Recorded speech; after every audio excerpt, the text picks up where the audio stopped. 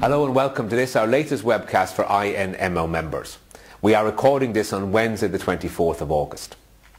Members and colleagues, you may well have seen over the recent days that the HSE, as a result of it saying it is now 180 million over its budget for the year, the HSE has announced a further range of cutbacks and restrictions that it feels is necessary to live within its budget.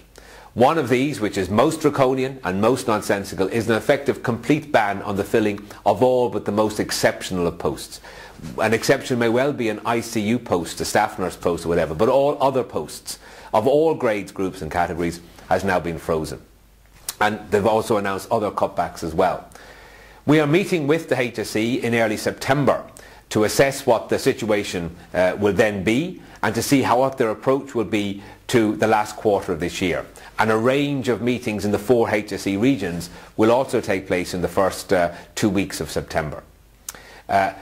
It is vital at this time, and we recognise that there's real cutbacks happening. We continue to have 1,900 beds closed. We continue to have severe A&E overcrowding for this time of year. We continue to have cutbacks in community services, public health nurse posts, community RGN posts, home health packages. All of these have been affected, and I'm not going to say anything other than the situation is very bleak and very difficult for the public health service at the moment. So in that context, we want to reaffirm 2 messages.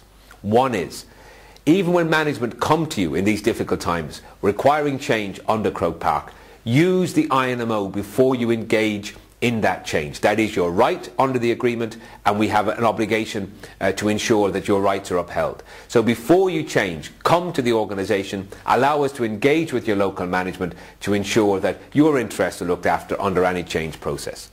And the second and most fundamental message is to reaffirm unequivocally to every member, you must ensure your practice is safe.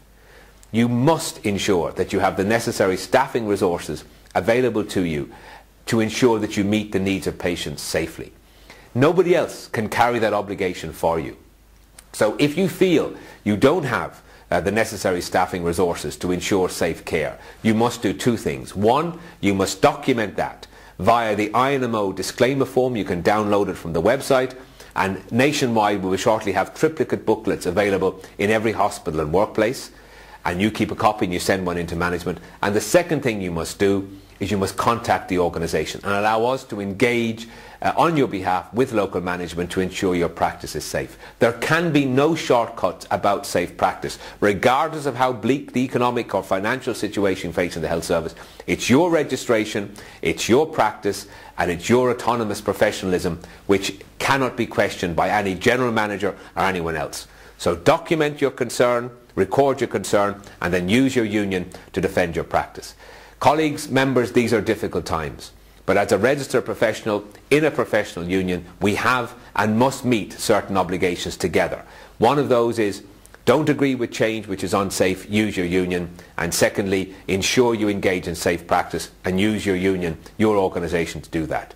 Make sure your voice is heard as a registered professional through the INMO, and together, even in these most difficult of times, we will ensure you practice safely and your patients are returned to good health as soon as possible. Thank you very much.